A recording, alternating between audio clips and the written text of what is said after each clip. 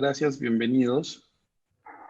¿Qué tal? ¿Cómo están? Mi nombre es Eduardo González, soy embajador de Six Seconds para Latinoamérica y el día de hoy tenemos una charla o un webinar un poco distinto de lo que usualmente tenemos y vamos a hablar acerca de algo que considero que une bastante a Latinoamérica y nos da un espacio para relajarnos, un espacio para sufrir a veces y sobre todo para convivir entre todos, que es el fútbol. Entonces, el día de hoy vamos a conversar, tenemos como invitados a Plomo, que debe estar por llegando por ahí, a Oscar de Reportal, y tenemos como especialista de inteligencia emocional en temas de deporte de alto desempeño a Bernardo Osorio, que es certificado por Seconds Pro. Entonces, Oscar, ¿quieres algo decir? Bernardo, ¿algo que decir? Primero Bienvenidos, Bernardo, por gracias por favor. estar acá. Entonces, Bernardo. Me sonó que ya estoy empezando a sufrir el criterio de edad, pero no importa, estoy dispuesto a lidiar después de los 50 años con lidiar no, sino empezar a tomar este tipo de beneficios. Pues bienvenidos a todos, creo que el soccer es un deporte que está en la vida de todos nosotros, que nos ha marcado, los que hemos podido estar en contacto con los deportistas profesionales, sabemos perfectamente que como juegas, vives también. Donde te sientas en el aula de clases, también juegas en esa misma zona. Lo que has aprendido en la cancha, lo estás aplicando en tu vida, solo que a veces las pasiones desbordadas puede que nos impidan capitalizar todo ese aprendizaje y bueno, pues para eso estamos aquí. Genial. Muchísimas gracias. Entonces, más o menos el día de hoy vamos a hacer una conversación. Hay algunas preguntas con las que vamos a trabajar en este momento. Y la primera pregunta que tenemos es, y va más para Oscar en este momento y Plomo cuando se conecta, es ¿cuál consideran ustedes que es la situación actual del fútbol en Latinoamérica y qué es lo que se espera después de lo que estamos viviendo? A ver, desde el punto de vista deportivo, en realidad es simplemente diferenciarlo con los demás ámbitos profesionales, es que hay un detrimento del aspecto físico, ¿no es así? Porque quizás en otras labores el trabajo mediante esta plataforma nos puede mantener activos, dependemos mucho más de los conocimientos y a través de un trabajo práctico que se puede realizar también a través de circunstancias. En el ambiente deportivo, y si somos más específicos con el fútbol, si bien es cierto, esta plataforma ha servido a muchos clubes para poder mantenerse en una actividad física determinada, no es la recomendada para una práctica deportiva profesional.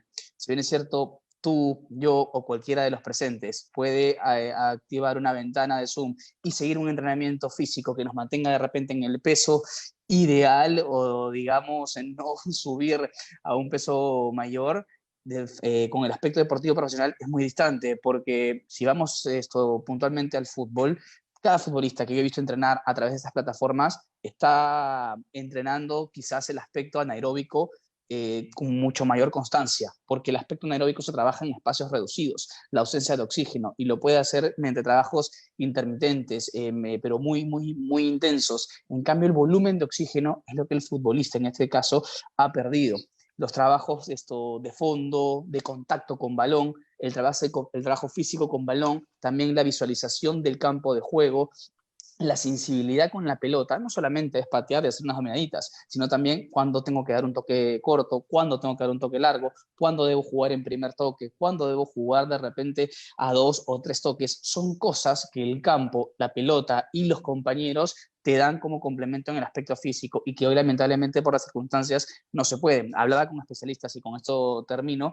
Si bien es cierto, un futbolista en una pretemporada solamente depende quizás de 2 semanas de una pretemporada realmente exigente para afrontar toda una campaña, hoy por hoy no podríamos solamente abocarnos a esas 2 semanas, porque los futbolistas entrenan esa pretemporada después de repente de 1 semana y media, 2 semanas máximo de vacaciones, e incluso muchos de ellos se mantienen entrenando, haciendo fondo. Hoy por hoy ninguno está haciendo un trabajo específico.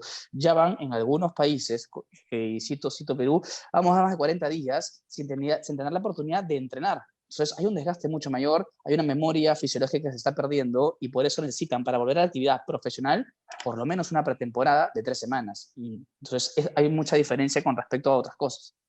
Gracias. Plomo, ¿tú qué opinas de cuál es la situación en este momento del fútbol en Latinoamérica? ¿Cómo crees que se está dando? Oscar se focalizó mucho en lo que en un momento habíamos estado hablando con Bernardo, que era acerca del tema del entrenamiento.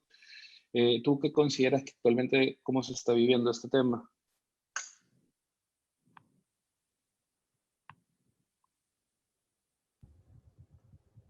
Espera, Perdón. ahora sí te escuchamos. Perfecto. Ahora sí estamos silenciados. Bueno, primero buenas noches a todos. Coincido plenamente Hola. con Oscar en lo de cómo es el entrenamiento, ¿no? Para nada, pero para nada considero que les sirva mucho este entrenamiento que están haciendo en casa. He tenido la oportunidad de conversar con algunos de los muchachos, por ejemplo, de la selección y algunos amigos que no están en la selección, pero que están en equipos, y me comentan que están preocupados porque no solamente pasa por lo que explicaba muy bien Oscar acerca del tipo de ejercicio, que si es anaeróbico, que si es de fondo y etcétera, sino que hay dos factores muy importantes. El primero es el contacto con la pelota, lo que le dicen la distancia, les va a costar mucho, creo.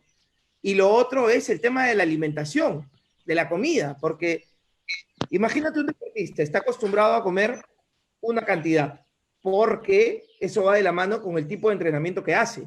Hoy está comiendo lo mismo en otro tipo de entrenamiento y además creo, sin querer echar a nadie, que está comiendo un poquito más de lo mismo, porque estar encerrado genera una ansiedad y comes otras cosas, creo, ¿no? Si hablamos de eso. Después otro factor que no sé si lo vamos a tocar más adelante, pero que me gustaría tirar sobre la mesa, es el factor económico. Creo que hay futbolistas que están preocupados por el tema de los sueldos, evidentemente los clubes también, porque por el tema que no tienen ingresos, las taquillas. Creo que ahí hay un tema que mientras pasen los días se va a convertir en algo cada vez más complejo. Genial. Y de ahí, la siguiente pregunta, y un poco yéndonos ya hacia el futuro, es la siguiente, y es, ¿creen que el fútbol va a ser el mismo sin gente en los estadios? Hablando un poco de taquillas, se está hablando mucho de que actualmente se va a reiniciar el tema de los partidos de fútbol y todo, pero ya a puerta cerrada, ya a puerta, o sea, sin público, sin mucho público. ¿Cómo creen o cómo ven esto acá? Ay, Oscar, yo puedo decir algo. Sí, cuéntame. Ella es Fiorella, Paloma. ¿Cómo están? Yo soy Fiorella Velarde. Mucho gusto con todos, con quienes están entrando. Yo soy la directora regional de Six Seconds en Latinoamérica y nos encargamos de llevar la inteligencia emocional a todos los espacios. Y la idea detrás de esto es que, bueno, en alguna oportunidad con Bernardo hicimos una serie de conversaciones porque él se dedica a trabajar con deportistas de alto rendimiento. Entonces, tratábamos de llevar los paralelos y los aprendizajes de la inteligencia emocional al impacto de la vida diaria, ¿no? Y claro, el fútbol es este hilo conductor que nos interesa a todos, de lo que todos queremos aprender. Y ahora que Eduardo menciona la palabra esta y dice esto, ¿no? ¿Cómo vamos a jugar en estadios sin gente? Entonces, a mí me lleva a pensar emocionalmente cómo está afectando a los jugadores, cómo está afectando a la hinchada y cuáles son todas esas competencias, esas habilidades que nosotros desde la inteligencia emocional, que es nuestra área de conocimiento, podemos aportar tanto a los jugadores, tanto a la hinchada, tanto al deporte mismo, qué es lo que podemos poner ahí afuera, ¿no? Sin lugar a dudas, va a ser muy diferente. Para un jugador, a ver, muchas veces se critica a un jugador cuando un partido lo juega más motivado que otro. Y la hinchada siempre dice, ¿cómo no jugaste tan motivado este partido como lo jugaste la vez pasada? Pero nos pasa a todos los seres humanos. O sea, todos tratamos siempre de dar nuestro 100%, pero hay situaciones o factores en la vida que nos hacen dar un plus. Y eso se llama motivación. Y hay estímulos en la vida, en cualquier ambiente laboral, que nos hacen justamente explotarlo. En el fútbol pasa lo mismo. Cuando juegas con tu clásico rival, hay otra sensación que te hace dejar muchas cosas más. Cuando juegas un partido definitorio, hay otras cosas que están en juego que de repente pueden sacar lo mejor de ti. Y justamente la hinchada también puede contribuir con eso. Y voy a decir algo de repente que no va a ser muy cómodo para los árbitros de fútbol, y si bien es cierto, un hincha no puede entrar a la cancha y meter un gol, sí hemos sido testigos de cómo una hinchada puede presionar a un ser humano que es de carne y hueso para evitar cobrar algo o cobrar algo que de repente no hubiese cobrado si el partido hubiese estado sin hinchada. O sea, es un factor a veces determinante, otras no tanto.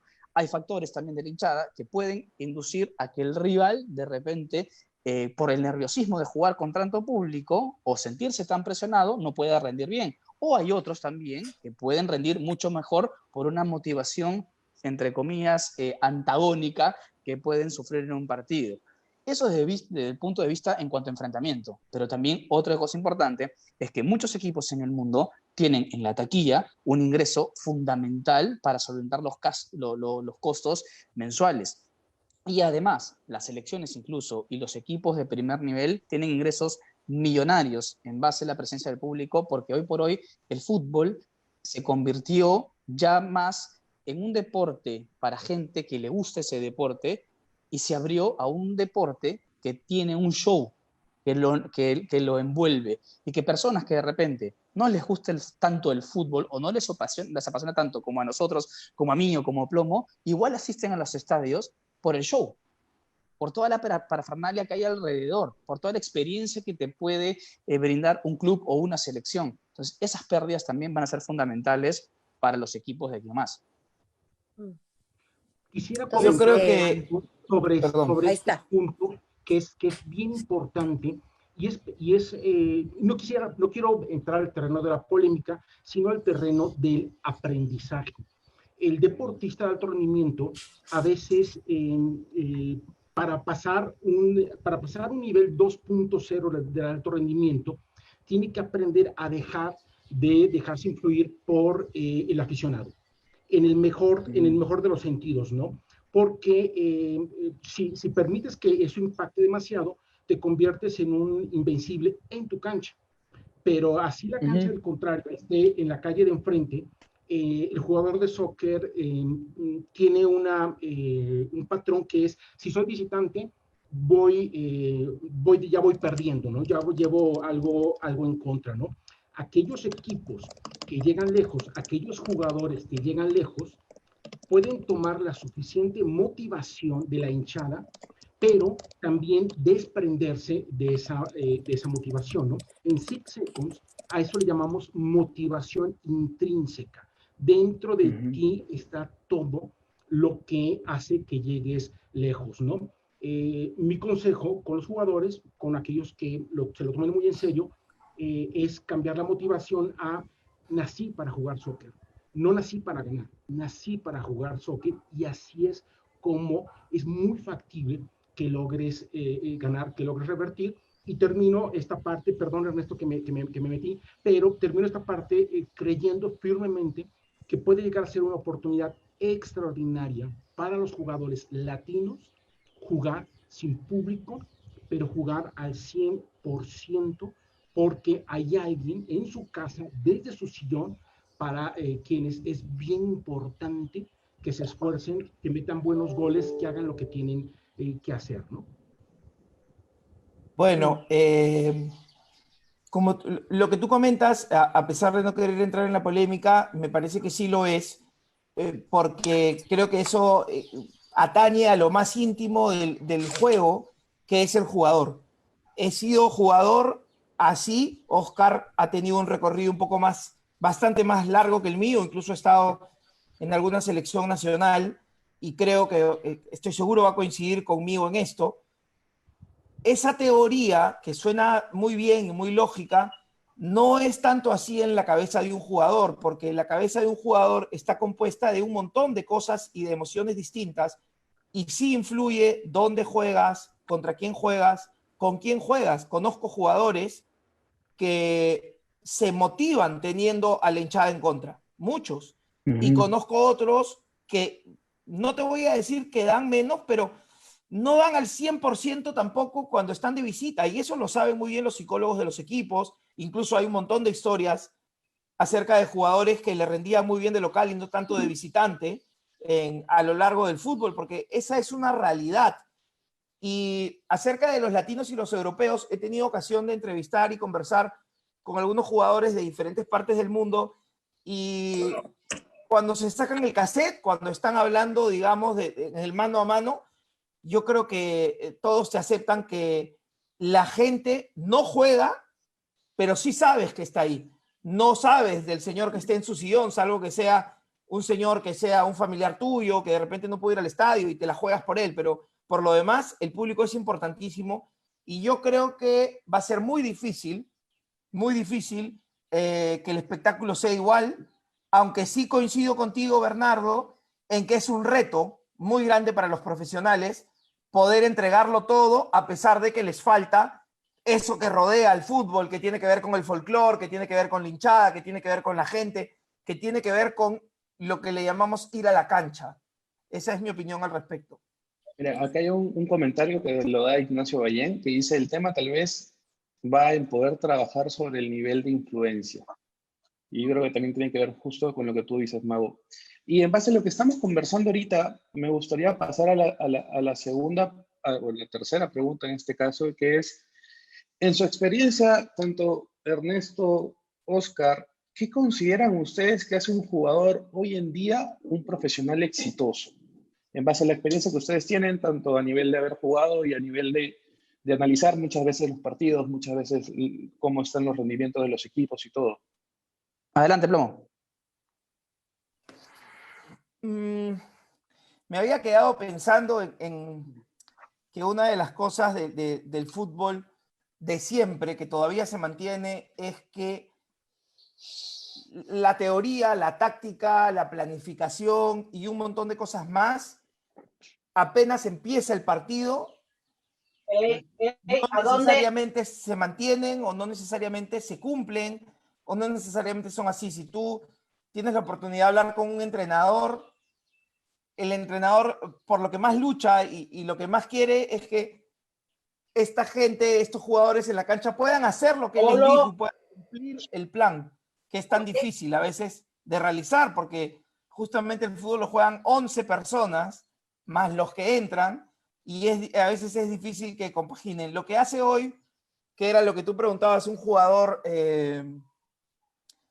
profesional, un jugador de éxito, creo que es poder convivir y tener en equilibrio todos los factores, físico, emocional, psicológico, familiar también, y bueno, técnico, táctico, seguro que también, porque esa es la base principal del fútbol, ¿no? Pero hoy el fútbol, para los jugadores, yo creo que es mucho más complicado que antes, porque hay alrededor mucho más cosas de las que habían antes, desde el protocolo, que es completamente diferente a como era hace no muchos años, nada más. Hoy vi un video de Argentina entrando al partido de la final del 86 y esa forma como entran es impensada hoy día. Es imposible que entren así unos jugadores a la cancha. Yo para agregar, y a mí me gusta siempre hacer comparaciones del fútbol con otros ámbitos, porque si bien es cierto, es un deporte, el deporte más pasional que existe en el mundo, sí le encuentro muchas similitudes con cualquier ámbito profesional. Y justamente en esa coincidencia siempre digo que la gente exige más a un futbolista que a sí mismo en un trabajo, cuando no debería pasar. Es más, cada uno debería exigirse a sí mismo más que exigir a un tercero. Y justamente voy ahí, sobre lo que es ser profesional y ser exitoso. Y en realidad depende de cualquiera de nosotros. Es enfocarse primero y determinar qué es lo que queremos, cada uno en nuestro ámbito. ¿Qué queremos ser o qué queremos llegar? ¿Qué somos hoy y qué queremos ser mañana?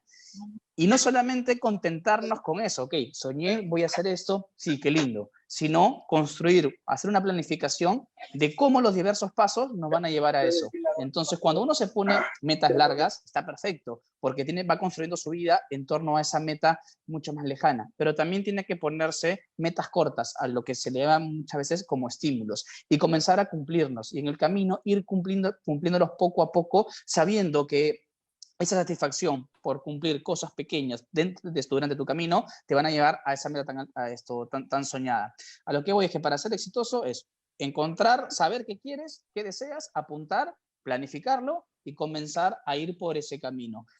Así sea futbolista, voleibolista, empresario, coach, mago, abogado, doctor, lo que fuera.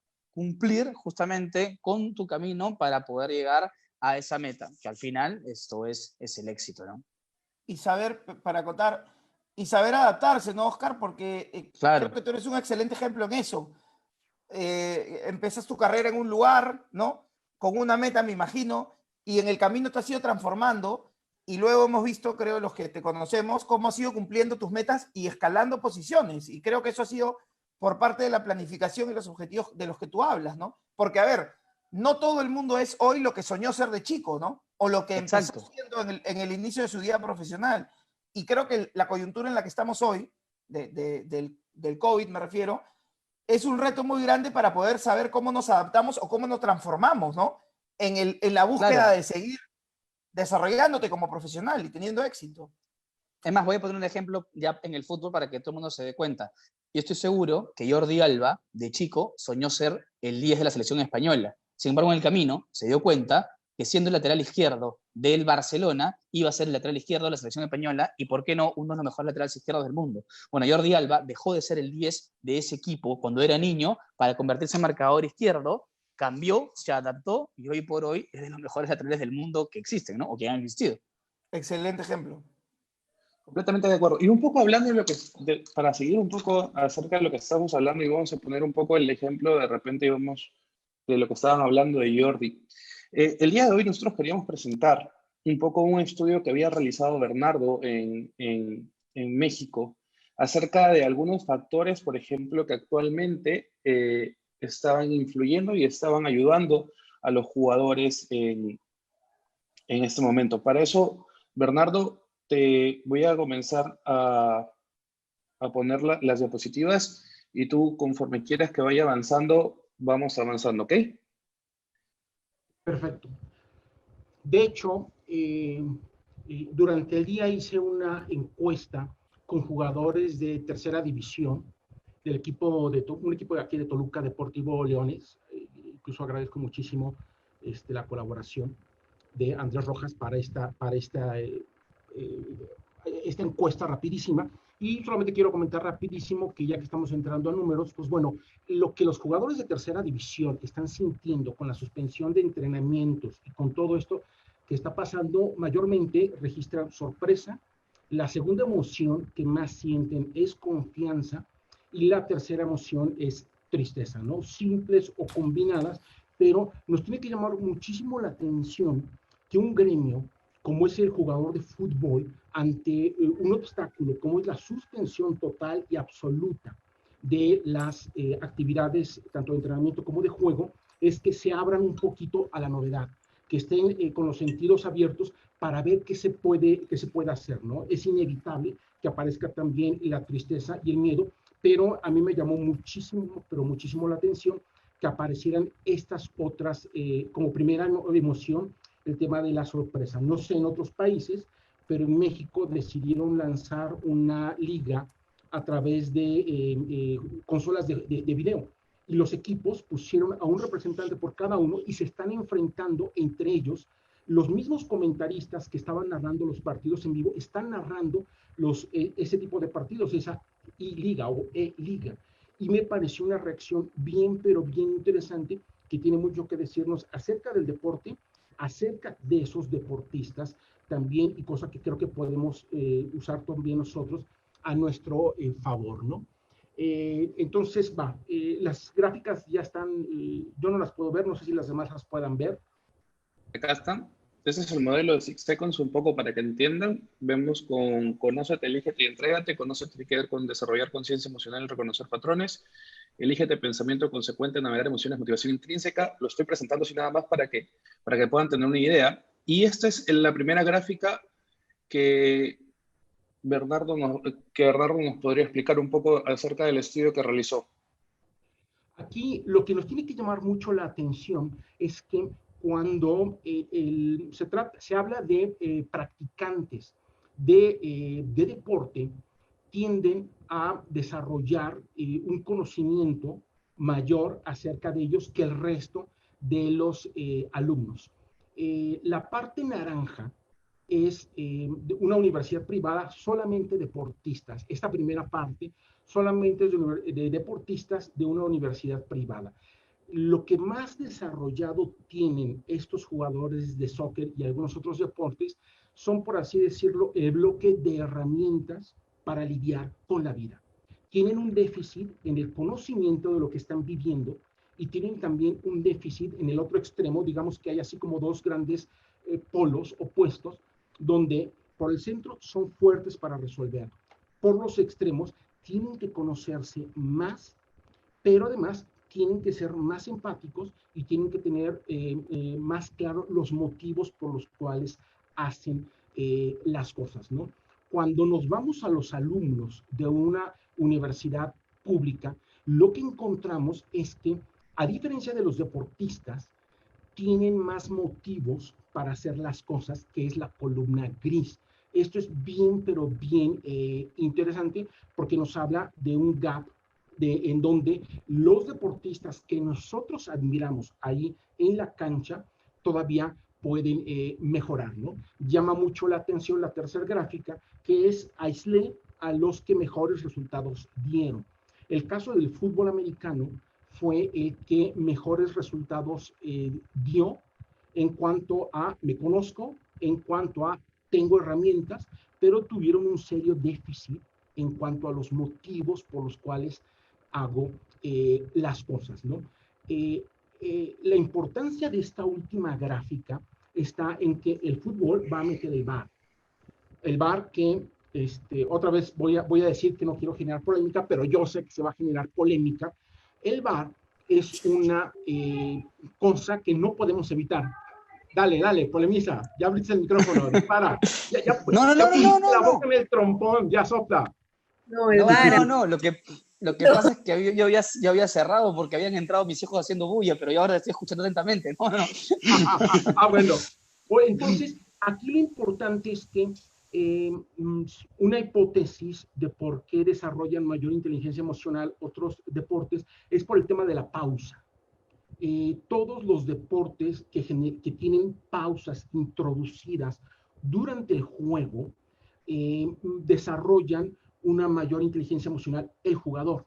La introducción del VAR, que puede ser molesto para muchos, puede llegar a imprimir esa pausa que el jugador de soccer necesita para tomar mejores decisiones, ¿no? Tom Brady, Agassi, cualquier atleta que nosotros podamos recordar por lo que han logrado, han jugado bajo condiciones en las cuales pueden hacer una pausa para pensar dos veces las cosas, pero lo que es mejor, sentir dos veces las cosas y tener un mejor desempeño.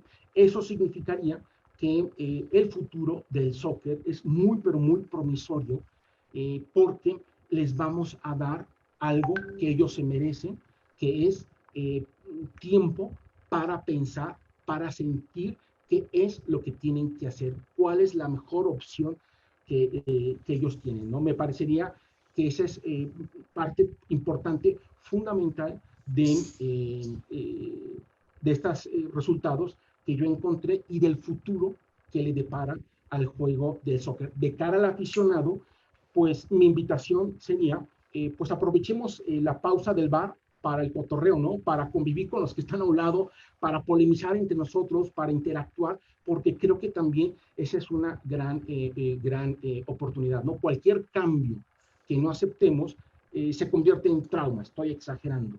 Cualquier cambio que abracemos y lo podamos meter dentro de todo el proceso de una metodología como la de 6 Seconds, lejos de ser algo molesto, se convertirá en una fortaleza. Opiniones, chicos, Mago, Oscar, ¿alguna opinión ahí acerca de las pausas? No, muy interesante el análisis que hace Bernardo en cuanto a lo que descubres en la diferencia que hay entre los grupos de personas, como por ejemplo estudiantes universitarios, cómo son diferentes los públicos que los privados en sus motivaciones, también el tema del fútbol americano, y cada deporte es diferente y cada deporte tiene una sensación distinta, tanto para el que lo juega, como para el que lo mira, como para el que lo sigue, como para el fan, ¿no? A pesar de que todos los deportes seguramente van transversalmente de la mano en lo que es la competencia, ¿no? sobre el VAR, yo soy un enemigo del VAR. No es que no me gusta, no es que más o menos no, yo lo detesto completamente. Y ya por el año 90 y algo, justo escribí en la universidad en un artículo que con el fair play que en esa época se había instaurado, que nos quitaron la pelota al bote, no sé si se acuerdan que antes era pelota al bote, iban los dos a matarse y había que devolverla. Y a mí en ese momento me pareció una aberración absoluta tener que devolverle la pelota al rival. Quiero aclarar que yo soy absolutamente bilardista en el fútbol. Escribí un artículo para la universidad en donde decía que ese era el comienzo del fin. Y para mí ha sido así. Después del fair play, hemos llegado a la época del fútbol de mentira, que es la época de hoy, donde si una liga hace un campeonato de PlayStation, como lo están haciendo, como lo decía Bernardo ahí, y acá también, yo ya no sé si estoy viendo la Champions o la Play, porque se ve exactamente igual. Es igual de mentira. Nadie suda, no gritan, parecen robots. Y ya con el VAR hemos terminado de matar al fútbol, ¿no? Yo creo, al igual que Gary Lineker, delantero goleador histórico de la selección de Inglaterra, que es otro deporte. Ya con el VAR masivamente va a ser otro deporte y yo empezaré a ver, no sé, skate, surf, básquet, alguna otra cosa, porque ya lo poco que me queda de emocionante en el fútbol, el VAR lo está terminando de eliminar. Y al costado, yo creo que el VAR, lejos de traer justicia, es una arma muy poderosa de manipulación para la FIFA. Yo creo que lo único que han logrado es tener una cosa más poderosa que antes para poder seguir manipulando y decidiendo algunos resultados en detalles del fútbol. Esa es mi opinión. Oscar, tu opinión ahora que vayas a ver básquetbol y béisbol, te vas a dar cuenta que ya tienen el VAR. Entonces, claro, pero en ese deporte yo lo espero. En el fútbol era el deporte que quedaba puro y ya no lo es, ¿no? Pero bueno, no, es lo que ha venido pasando. Para mí no es algo nuevo. Yo decía, ahorita en cualquier momento van a decir que no hayan corners. O sea, ya pueden hacer cualquier cosa, ya. Eliminar el offside, ya pueden hacer cualquier cosa. Si han puesto el VAR, pueden hacer cualquier cosa. Sí, no lo podemos evitar. Mi propuesta es aprovechemos lo que viene, porque el jugador va a cambiar, va a mutar. El entrenamiento tendrá que considerar algo bien curioso. Desde infancia hasta Liga de Ascenso, vas a jugar un juego con un juez que va a tener que tener control del juego. Y cuando llegues a la primera división, entras a la consola de videojuegos, donde ya todo como que es perfecto. En estricta teoría, o bueno, por lo menos distinto. Eso es un gran reto que van a tener los jugadores de soccer y que ahí sí me parece que es raya en lo injusto. Van a entrenar toda su vida para un juego y van a vivir el resto de su vida, se van a graduar en un juego que para mí la introducción del VAR, sí, ahí sí coincido contigo, Ernesto, que había un juego distinto y allá habrá que tener mucho, pero mucho cuidado. Oscar. A ver, yo voy a utilizar un término muy cuidadoso porque yo estoy de acuerdo con la tecnología en cualquier deporte, en este caso en el fútbol, pero no estoy de acuerdo con la aplicación del VAR, que son cosas distintas, ¿no es cierto? Aparte claro, yo a plomo sí lo he escuchado y está perfecto en verdad, porque tengo muchos amigos, es más, a ver, yo no me considero bilardista, pero admiro mucho la concepción del fútbol de Bilardo y me parece perfecto que cuando de repente enfrentas a un equipo que en teoría o en lo que todos creemos como teoría, que es el mejor fútbol, tengas otras armas para poder ganar. Porque jugar fútbol no solamente es dar un buen pase, jugar fútbol es muchas cosas que puedes hacer dentro de una cancha para neutralizar a tu rival y sacar provecho de eso. Claro, y sobre lo que decía... ¿Aló? No es acá. Bueno, y sobre lo que decía en base a lo que decía su Bernardo, si bien es cierto, el VAR le puede dar una pausa al futbolista para tomar mejores decisiones, justamente eso es algo que yo valoro y valoraré y que Plomo también va a valorar siempre en Riquelme, que no necesitaba una pausa en el fútbol para tomar la mejor decisión, porque pensaba de manera tan rápida ante situaciones tan adversas que su inteligencia lo llevaba a hacer cosas que otros no veían. Y eso es lo que podemos apreciar en un Riquelme, en un Zidane, en un Iniesta o en un Xavi, y de repente en la pausa lo que va a hacer es favorecer justamente a los que no son tan inteligentes o que no entienden tan bien el juego como estos futbolistas que he mencionado. Creo que poco a poco el fútbol, y en esto sí es algo que he reparado, el fútbol y su evolución han ido ayudando a los que tenían menos talento, en vez de ayudar a los que tenían más, o en todo caso simplemente ayudar a todos. Es lo que creo, con la aplicación del VAR, con el cambio táctico del fútbol y que lo físico se imponga muchas veces a la inteligencia o al talento, con ciertas situaciones. Entonces, yo admiraba y admiro a ese jugador que no es que corra tan rápido, sino que es tan inteligente y tiene tan perfectamente el juego que puede tomar decisiones espectaculares en cuestión de milésimas de segundos. Y basándome justamente en lo que tú decías, Bernardo, sobre esa pausa que puede ayudar al fútbol. Obviamente tú eres el experto en inteligencia emocional, sin embargo, a mí, en este caso como espectador, déjame aún valorar ese aspecto de algunos futbolistas. No, totalmente de acuerdo. Y fíjese que están surgiendo inquietudes bien, pero bien interesantes. Hay una pregunta que se plantea, ¿no? José Antonio dice, ¿se pueden lograr hazañas como las de Liverpool sin público? Pues bueno, mi primera respuesta sería sí, siempre y cuando comience a darse otro tipo de entrenamiento fuera de la cancha como el emocional. Una buena trabajo en inteligencia emocional permitiría al jugador traer a todos sus hinchas a donde él esté jugando para sentir que están con él, porque es evidente, o sea, hay gente que lo está apoyando. Traerlo a un estadio vacío tendrá que ser necesariamente producto de un trabajo extraordinario en cuanto a la inteligencia emocional. Entonces, ese es lo que viene, ese tipo de entrenamiento donde el jugador tendrá que batirse también a nivel de inteligencia emocional fuera de la cancha y dentro también. Yo considero que es imposible que se pueda generar una hazaña como esa sin gente. O sea, a ver, para decirlo mejor, creo que la hazaña se puede dar. Creo que no va a ser hazaña sin gente. Y creo que el jugador lo va a sentir mucho menos porque no va a tener... O sea, no, yo creo que la gente es lo que le da el marco al fútbol, a lo que pasa en la cancha. Una remontada de voltear un 3-0 a un 4-3 sin gente no es lo mismo. Está bueno, pero nunca va a ser lo mismo. El fútbol sin gente debe ser una cosa horrible de ver en la tele, ¿eh? O sea, que cuando te hacen el paneo y no hay gente en las tribunas, a mí me agarra una angustia y una depresión alucinante. No creo que al futbolista le pase algo muy diferente. Bueno, hay futbolistas que están acostumbrados a jugar sin gente o con poca gente, pero créeme que valoran mucho esa poca gente. Es como cuando yo voy a actuar en un teatro.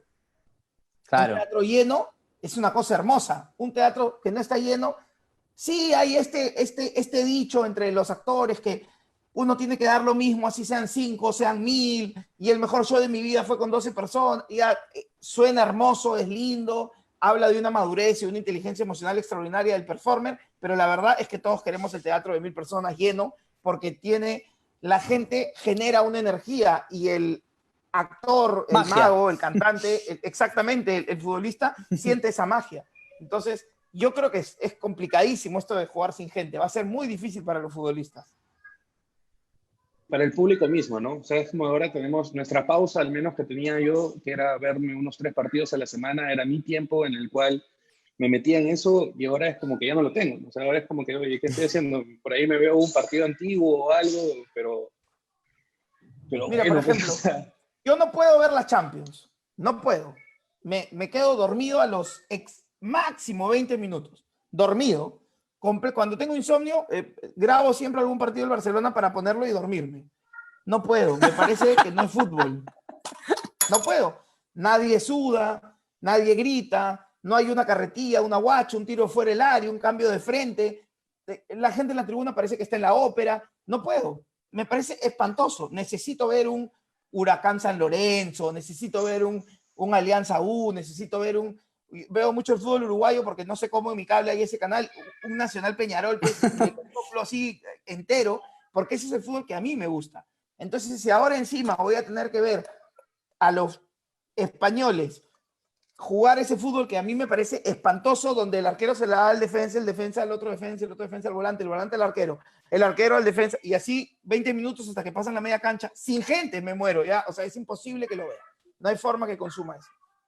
Irving Ahora, para entrar comenta, ya a la última... Irving es entrenador de fútbol.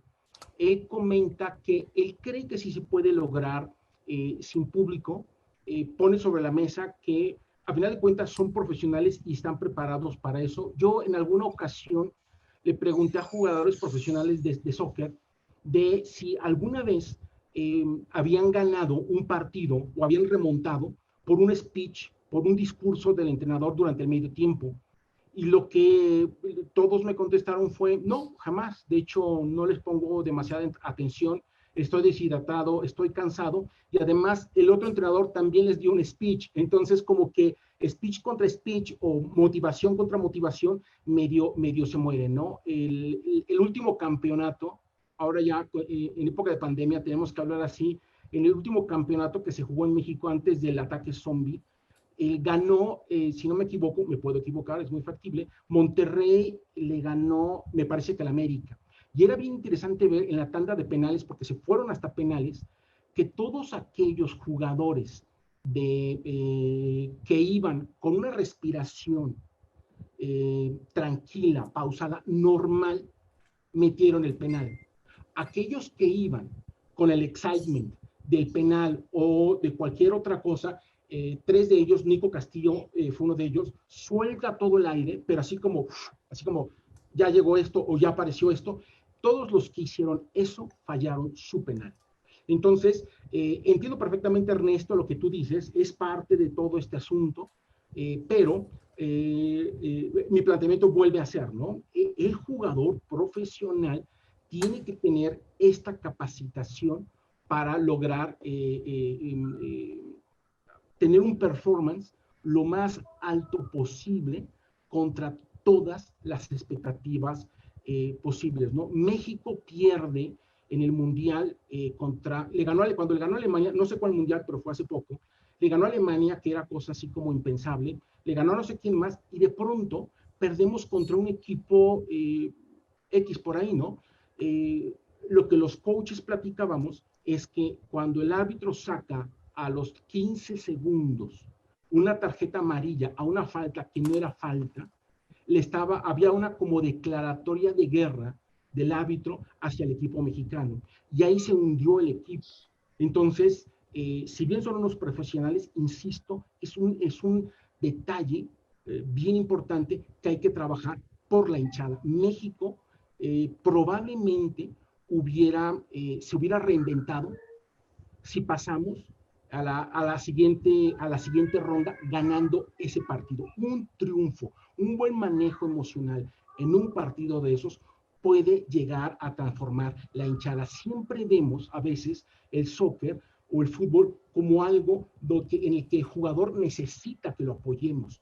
Creo que también tenemos que empezar a ver que un triunfo de una selección mexicana con un extraordinario trabajo físico, táctico, pero también emocional, puede llegar a transformar a un país completo. 22 personas pueden llegar a transformar a un país completo por un extraordinario manejo emocional, que no se trata de estar fríos, helados, sino enfocados cuando tengo que jugar y disfrutando y haciendo fiesta garnachera si es necesario, cuando es el momento de festejar. Es que justamente, y pues, solamente rapidito para agregar eso, el futbolista y en realidad todas las personas estamos, yo creo que preparados la mayoría para asumir las consecuencias de nuestros actos. Si yo equivoco un pase y viene un gol, ok, fue mi culpa, tengo que asumirlo y tengo que reivindicarme en la siguiente jugada. Pero creo que no estamos preparados para asumir las consecuencias por errores de los demás, por actos de los demás. Y es más, resulta injusto asumir las consecuencias de actos de los demás. Eso pasa, en este caso, con México y el árbitro, y eso pasa con cualquier futbolista o cualquier deportista que sufre una injusticia y que encima tiene que asumir la consecuencia de esa mala decisión. Ahí, justamente la hinchada, a veces puede levantarte y hacer que eso pase desapercibido. Quiero decir algo, perdón, quiero decir algo porque tengo dos personas en el chat que son coaches de alto rendimiento también de Heriberto Lara de Colombia. Él ha trabajado con el Club Millonarios y creo que quiere decir algo. Y luego también tenemos a Carlos Rossi, que está en Ecuador. Y me gustaría que escucháramos lo que ellos tienen que decir porque conecta muy bien con Claro. esto de las emociones que estamos conversando. Fío, antes que sigamos, yo ya tenía un compromiso con Oscar. Oscar, te agradezco un montón haber estado acá. Yo sé que hiciste un tiempo porque tenías una clase. Gracias, Sí. gracias por haber venido y de verdad un gustazo tenerte y verte de nuevo después de tanto tiempo. Un abrazo para todos y Oscar. la verdad que me da bronca tener que salir, pero en verdad, como justamente decía Eduardo, tengo una clase, estoy aprovechando el tiempo también para estudiar, así que no puedo ausentarme. Les mando un Justo fuerte cuando íbamos a abrazo empezar a hablar de los árbitros, Oscar, justo cuando íbamos a empezar a hablar de los entonces mejor, porque varios no me quieren, así que les mando un fuerte abrazo y bueno, si esto después se puede visualizar, yo feliz para también nutrirme de toda la charla que viene de aquí en más. Muchas Claro, gracias, muchas Oscar. Un gracias, abrazo te fuerte. agradecemos muchísimo. Abrazo para Saludos. todos, cuídense, chao Plomo, cuídate, nos vemos. Chao Heriberto, chao Eduardo. Entonces, como les decía, vamos a abrir el micro para Heriberto, ¿les parece? Y vamos a cerrar el micro para ese perrito que está por ahí. Y luego Carlos, que está también en Ecuador. Excelente. Perfecto, qué gusto poder compartir con ustedes este tema tan apasionante y pues quiero contarles que yo durante 2 años fui motivador de Millonarios Fútbol Club en Colombia. Estuvimos trabajando con el profesor Richard Páez, que era el técnico de Millonarios. Él fue quien le cambió la historia a la Vinotinto. Él fue la persona que hizo romper el esquema en Venezuela, porque de hecho en Venezuela es conocido como la Vinotinto antes de Richard Páez y después de Richard Páez. Con él estuvimos trabajando durante 2 años. Millonarios es un equipo que no ganaba absolutamente nada, llevaba 28 años sin ganar un solo torneo y comenzamos a trabajar todo lo que fue inteligencia emocional. Y dentro de la inteligencia emocional nos enfocamos en un elemento clave que fue el miedo. Como sabemos todos los que trabajamos en el tema de inteligencia emocional, el miedo, ¿dónde está? Pues está en la amígdala, que está en el cerebro límbico y que manda una información al neocortes de alguna manera. Cuando nosotros comenzamos a pensar por qué razón Millonario no salía campeón cuando traía buenos jugadores, pues simplemente fue que entendimos que la gente llegaba también a un estado de comodidad tal cual como Cobo. Llegó a un equipo que no ha ganado nada, yo vengo a trabajar aquí y si no gano nada, pues seguimos en lo mismo, no hay ningún problema. Entonces con ellos, al desarrollar todo el tema del temor y a trabajar todo el tema de inteligencia emocional, desarrollamos 4 elementos claves dentro de eso. Lógicamente había una cosa de trabajo en equipo, accountability y todo el tema de liderazgo personal, pero en tema específico de inteligencia emocional, para trabajar el miedo a generar ese campeonato, desarrollamos 4 pasos. De hecho, estos 4 pasos, si ustedes investigan, son los que usan el equipo de las Fuerzas Especiales de los Estados Unidos para trabajar el miedo. ¿Y cuáles son esos 4 pasos? El primer paso es desarrollar o establecer un objetivo. ¿Cuál fue nuestro objetivo que establecimos con el profesor Richard Páez? Y era loco. Los llevamos a los jugadores a pensar en el campeonato del Mundial de Clubes. Y uno decía, un equipo que nunca ganaba absolutamente nada, ¿cómo van a poderlos llevar a ser campeones del Mundial de Clubes? Y lógicamente no fuimos al Mundial de Clubes, pero los llevamos su mente a un objetivo superior. Y después los comenzamos a traer hacia el pasado. Bueno, estamos aquí hoy, ¿qué necesitamos hacer? ¿Cómo pensamos trabajar? Y dentro de eso, que establecimos ese objetivo claro para que la gente trabajara, los llevamos al segundo paso. ¿Cuál fue el segundo paso? Visualización. Hicimos un trabajo fortísimo en visualización, donde hacíamos muchos ejercicios de visualización. De hecho, un ejemplo de visualización fue cuando tuvimos un partido con el Huila en Colombia y la noche anterior estábamos en concentración e hicimos un ejercicio muy sencillo donde cogimos la defensa, el mediocampo y los delanteros. En ese tiempo Colombia concentrado, bueno, hoy también porque habían cambiado el número de jugadores concentrados, eran 15. Solamente 4 en la banca, 5 en la banca para 5, 4 y los 11 titulares. Y yo distribuí los 15 jugadores en los 3 grupos, lo que fue defensa, arquero y sus defensas, mediocampo y delanteros, y les conté un ejercicio muy sencillo. Ustedes son periodistas, imagínense de qué periódico, el periódico que quieran, del periódico El Tiempo, El Espectador, el periódico El País, El Heraldo, el que quieran. Y ustedes como periodistas van a decir cómo va a quedar el partido y van a contar la historia de cómo quedó ese partido. Lo interesante de ese ejercicio fue que los tres grupos definieron que el partido quedaba 3-0. Y como eran periodistas, decías quiénes metían los goles. Al día siguiente, el domingo, nosotros estábamos jugando el partido, faltaban 10 minutos para terminar el partido iba 2-0, y el profesor llama a uno de los delanteros que se suponía metía el gol durante el periódico que estaba contando la historia. Y le pregunta el profesor Richard Páez, ¿te acuerdas del ejercicio que hicimos ayer con el profesor Heriberto? Sí. ¿Y qué te acuerdas del ejercicio? Y esto fue muy rápido lo que estoy contando porque fue un ejercicio interesante. Ay, profe, yo meto gol. Tienes 10 minutos para meter gol. Entró el muchacho, metió gol y el partido quedó 3-0. Entonces, el segundo elemento era visualización y trabajamos mucho visualización. Lo llevábamos a ser campeones, a pensar en ser campeones, a trabajar como campeones, a mentalidad de campeones. Ustedes son los campeones. Después lo llevamos al tercer elemento, que era meterse cosas positivas, hacerse autolavado mental, porque hay estudios que dicen que depende de lo que yo tenga en mi subconsciente, así mismo me comporto. Y comenzaron a trabajar fuertemente en el tema positivo, somos campeones, somos los mejores, somos tal cosa, somos esto. Y después, en cada concentración que teníamos, trabajábamos mucho lo que era respiración, para poder generar trabajo de eso. ¿Y eso a dónde nos llevó? Nos llevó a que el equipo, después de 28 años, fuera campeón en Colombia. Entonces, es bien interesante trabajar todo lo que es la inteligencia emocional, y yo soy un convencido que cuando tú desarrollas con tu gente inteligencia emocional, el impacto que vas a tener en las personas es grandísimo. Muchísimas gracias, profesor. Qué buena historia. Ahora, gracias. Buenísima la historia de visualización y tienes 10 minutos para ir a meter el gol. Anda, mételo. Buenísimo. Para cerrar, un minuto Carlos Rossi y luego ya nos vamos cerrando. Muchísimas gracias, don Heriberto. Y un minuto así porque ya estamos con el tiempo. Así que, por favor, doctor Rossi. Hola, ¿qué tal? Buenas noches.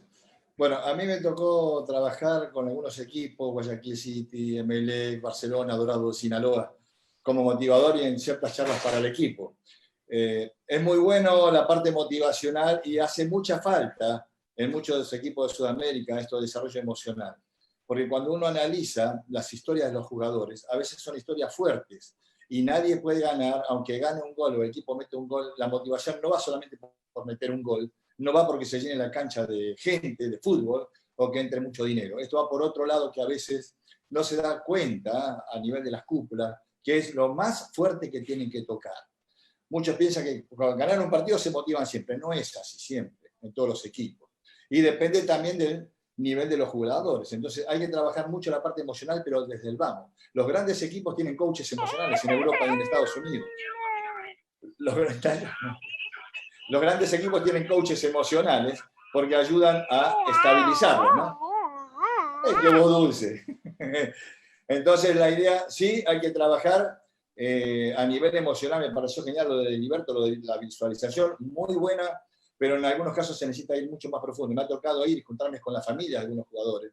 Y actualmente soy coach de varios jugadores de primera división. Entonces la idea es, hay que trabajar desde abajo a veces, porque el hecho de la visualización del equipo es súper bueno, pero tienen que estar las cabezas tranquilas desde abajo para poder sumar la onda positiva y que suba el IQ del equipo completo. Así que ya no digo más nada, porque si no me quedo afuera. Gracias por escucharme.